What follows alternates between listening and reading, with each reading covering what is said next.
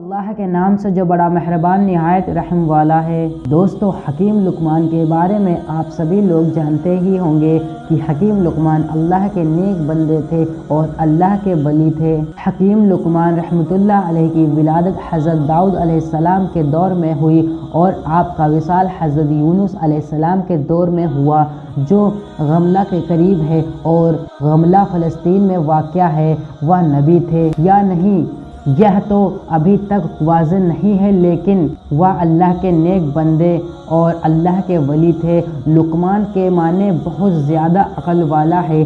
آپ کے نام میں حکیم آتا ہے اور حکیم طبیب کو کہتے ہیں۔ اللہ تعالیٰ نے حکیم لقمان کو حکمت اور دانائی بخشی تھی۔ آپ کی حکمت کی یونان میں بہت مشہور ہے، جسے طب یونانی کہتے ہیں۔ قرآن پاک میں اگر کسی کا ذکر آ جائے تو وہ چیز بڑی عظمت والی اور اس کا وقار اور بلند ہو جاتا ہے، مگر یہاں تو اللہ تعالیٰ نے حکیم لقمان کے نام سے ایک پوری سورت نازل فرمائی ہے۔ اس کے حکمت اور دانائی کے بہت سارے واقعہ موجود ہیں۔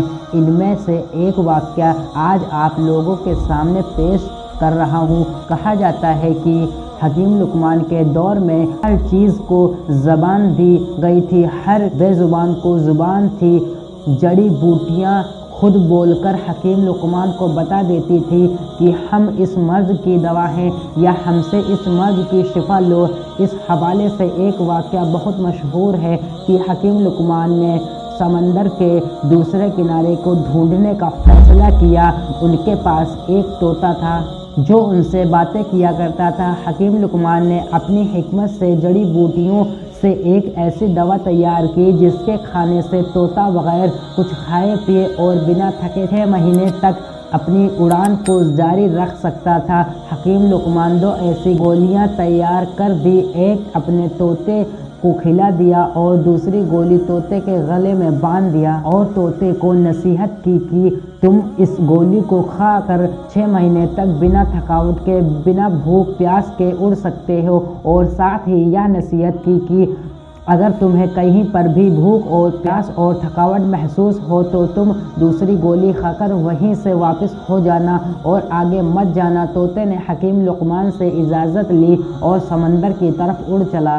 طوطا مسلسل اپنی اڑان 6 مہینے تک جاری رکھے ہوئے تھا، لیکن اسے ابھی تک سمندر کا دوسرا کنارہ نہیں ملا۔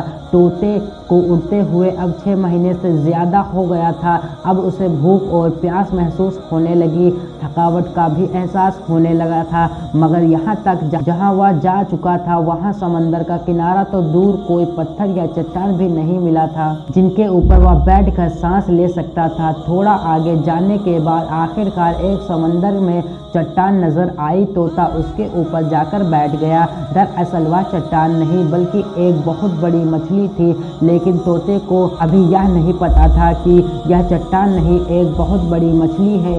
تھوڑی دیر میں اس مچھلی نے تھوڑی حرکت کی تو طوطا بہت حیران اور پریشان ہو گیا کہ وہ یہ دیکھ رہا تھا کہ یہ چٹان ہل کیوں رہا ہے۔ جب مچھلی نے اپنا منہ باہر نکالا تو وہ مچھلی بھی اسی طوطے کو دیکھ کر حیران ہو گئی اور اس طوطے سے بات کرنے لگی، کیونکہ اس وقت اللہ نے ہر چیز کو زبان دی تھی۔ اس لیے مچھلی نے اس طوطے سے پوچھا، تم کون ہو اور یہاں تک کیسے پہنچے؟ طوطے نے کہا، تم کون ہو؟ ابھی تک تو یہ مچھلی یہ بھی دعویٰ کر رہی ہے کہ اس سے بھی بڑی بڑی مچھلیاں موجود ہیں۔ طوطا حکیم لقمان کے پاس گیا اور جا کر اپنا سارا ماجرا سنا دیا۔ حکیم لقمان نے جب یہ سارا ماجرا سنا تو بہت حیران ہوئے اور اللہ کی بارگاہ میں سجدہ کیا اور کہنے لگے کہ اللہ، بے شک تو ہی جانتا ہے کہ سمندر کا دوسرا کنارہ کہاں ہے۔ طوطے نے ایسا ہی کیا، مچھلی کے پیٹھ کے اوپر بیٹھ گیا اور پھر مچھلی نے پلک جھپکاتے ہی طوطے کو اس جگہ پر پہنچا دیا جہاں سے وہ چلا تھا۔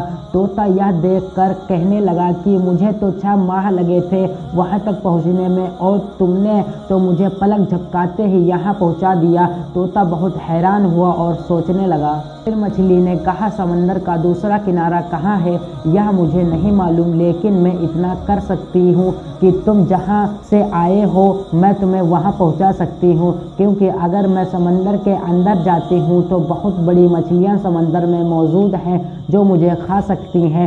طوطے نے کہا، ٹھیک ہے تم مجھے وہاں بھیج دو جہاں سے میں آیا ہوں۔ مچھلی نے کہا کہ تم میری پیٹھ کے اوپر بیٹھ جاؤ، اور اب میں بہت تھک گیا ہوں اور اب میں اس سے زیادہ آگے نہیں جا سکتا۔ کیا تم جانتے ہو کہ سمندر کا دوسرا کنارہ کہاں ہے؟ تو مچھلی نے کہا کہ تم مجھے پہلے یہ بتاؤ کہ تم یہاں تک پہنچے کیسے ہو؟ نہ تو یہاں پر کوئی پہاڑ ہے، نہ ہی کوئی جنگل ہے، نہ ہی کوئی درخت ہے، پر تم بیٹھ کر آرام کر کر یہاں تک پہنچ سکے۔ تب اس نے حکیم لقمان کا سارا ماجرا اس مچھلی کو بتا دیا۔ تو مچھلی نے کہا کہ میں اس سمندر کی مخلوق ہوں۔ تب طوطا بہت حیران ہوا اور بولنے لگا کہ اللہ کی پناہ، میں نے اپنی زندگی میں آج تک اتنی بڑی مخلوق نہیں دیکھی۔ پھر اس نے کہا میں حکیم لقمان کا طوطا ہوں اور مجھے حکیم لقمان نے سمندر کا دوسرا کونا ڈھونڈنے کے لیے بھیجا ہے۔ میں نے بہت زیادہ سفر کیا ہے، ابھی تک مجھے سمندر کا دوسرا کنارہ نہیں ملا۔ دوستو اگر آپ کو ہماری یہ ویڈیو پسند آئی ہو تو برائے مہربانی ویڈیو کو شیئر ضرور کریں۔ خدا حافظ۔